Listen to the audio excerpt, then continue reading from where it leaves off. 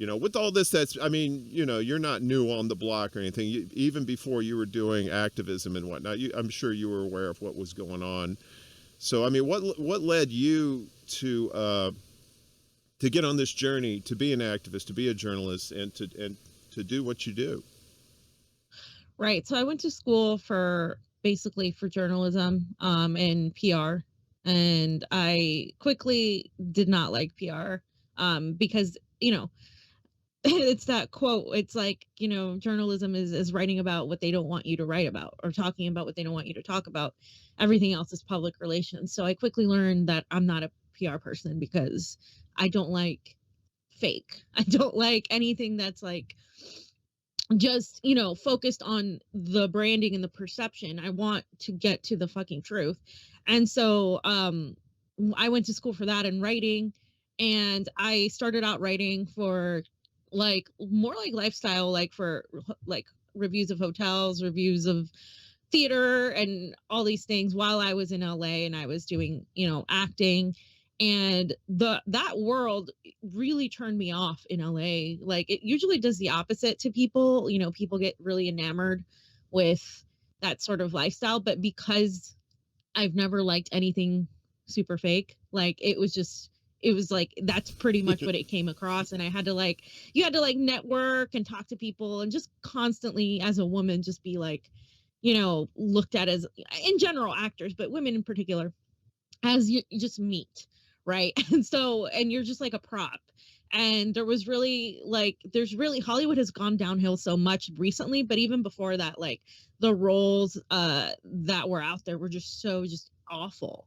And I just did not like that lifestyle in comparison while simultaneously seeing like what was going on in the streets. Because even 8 years ago, because I moved to LA 8 years ago, there was homelessness already, right? Like there was a housing crisis already. There were people in the streets. There was Skid Row. Now obviously that's expanded to like the ultimate level, but even before then I would see so many wealthy people and so much like superficiality and focus on so many things that are just blatantly superficial, and then see that mixed with a bunch of people who can't afford to like have a roof over their head. And it was just like, wow, that's it was kind of like revealing to me. And then of course Bernie Sanders ran for office, and that like is really like what got me into sort of politics itself, to the point of that. I mean, I had voted for Obama before and obviously had been disappointed. I didn't really I didn't really feel too much of the downfall because I was in school when the crash happened. So I was still in college, but everybody would talk about how like it was going to be tough when we graduated because of how the economy was still recuperating. And, I knew so many people who had lost their homes and all of that. And I was more into like, at that point, I was more into like questioning. I've always been questioning of authority. Like when last night when I was watching the movie, when the boss, Neo's boss, when he was Mr. Anderson, was like, "You have a problem with authority." I was like, "How many times I've been told? I've been told that." Like, because like I say, I'm like anti-authoritarian because it's like it's true. Like it's like I don't believe that we should have some sort of boss like a president and have no rights to fight back against that, right? Even in a corporate world, I've never worked in a cubicle 9 to 5 type of job. That's not something I could ever do. And so I knew that. And so like I really just kind of built upon that because politics, Bernie Sanders, what he was saying just like spoke to me. And I was like, okay, I guess I'm not alone. There's a lot of people who feel this way, right? And they have a fucking problem with what's going on. And so like with Bernie, it just kind of in 2016, it felt different than it did in 2020, because in 2016 you had like him talking to Republicans and you had him talking to people across the aisle. And I was like, this is good because he's going to bring in people who have been blaming immigrants and who have been, just blaming the wrong person and not the people at the top. And so that's how I got really involved in the Bernie movement. And, you know, after Bernie, when Bernie freaking endorsed Hillary Clinton, and I had friends who were there that day in Philly. right? I was like just devastated. I think like I cried for like weeks. Like it was like I broke up with somebody too. Like it was like that. Like it was just like this like oh my god, like Bernie just ripped my heart out, right? And like now I'm at the point where like I am like screw Bernie. Like and so after that I was like something's got to happen.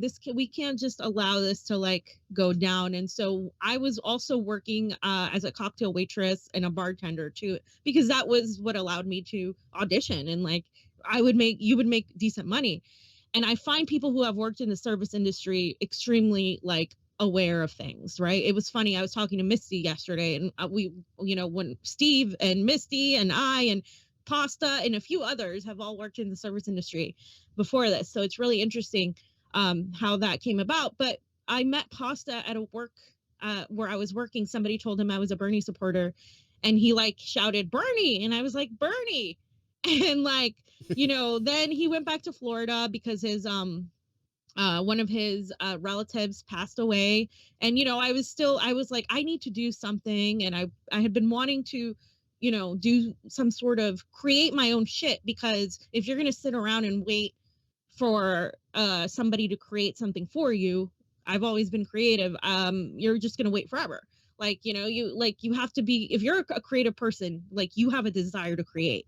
So I spoke to Pasta, we decided we were going to do a show. We found this production company that we're still friends with the people to this day. They're amazing people. And then we did it once a week at a studio. It was beautiful. We had multiple cameras. I got my makeup done, but it obviously was extremely expensive because we were like funding it ourselves. And then we were only going on Facebook for a while, right? And that was late 2017, almost 2018. And so now, and then we started when Johnny came to visit me. He was supposed to stay 2 weeks, and he's still here. So That's a long two yeah, weeks. Yeah. so he's a rocket. Well, he graduated with a degree in aerospace engineering, right? Oh, wow. So Cool. he was gonna go into all those jobs, every single fucking job that you get, unless it's like for like NASA, it's for the defense industry. Like, and Yeah. those are the best paying jobs. And so he was like looking for jobs in the defense industry. And then we were like, can you help us out? Our tech guy was not working out. It was somebody else. And he had like really would not show up sometimes. It was not a good fit. And so then Johnny was like, oh, okay, let me see if I can figure this out. It seems pretty simple. So he picked it up and he just started doing things. And then he started listening to what we were saying. And then he started, saying, hey, like, I didn't know all this stuff. Like, I didn't know that all the stuff that you're talking about. People don't know this stuff. And so then he like started getting involved in the production, and also like saying, well, why don't we change this up? Why don't we make this more like young and like whatever? And like it was, we focused on YouTube, and then it's, that's how it kind of came on. But initially, like Pasta and I talk about this all the time now. When we started doing this, we were already involved in the activist community here. So, I did some work with for housing advocacy, and we were also friends with a lot of progressives who were trying to do the whole inside outside strategy, because initially a lot of people dem exited. And a lot of the burners and stuff I was friends with, but then some of them were like, all right, well, let's see if we can take the party over from the inside. So we initially started interviewing people from the activist community who were trying to like take the party over from the inside. We started talking to them, and that's who we became friends with. We're no longer friends with the vast majority of these people because they have gone a certain route. And it's really, especially with this, the boop boop situation, that has been extremely divisive. Trump was extremely divisive. January 6th was extremely divisive. The elections were extremely divisive. And of course, the squad and the worshiping of the squad, that all of those things, like, we're no longer about. I no longer believe that we can change the party from the inside. I think that's elusive. I think that's insanity. I think it's been tried and it's failed, and we're seeing it right now in front of us. And so, now we're like, no, we need direct action. We need general strikes. We need to give support these activists who are doing things for Julian Assange in the streets, who are organizing for against the anti-war movement, like a bunch of people did at the End the Damn Wars protests, who are organizing against mandates, who are organized. Like, I don't care what it is. Medicare for All march. I mean, every single direct action that I've seen that I think has been something I agree with, I have participated in, whether I agreed with the organizers or not. It's just, I think that's where we're at right now. That's where we're at. Direct action.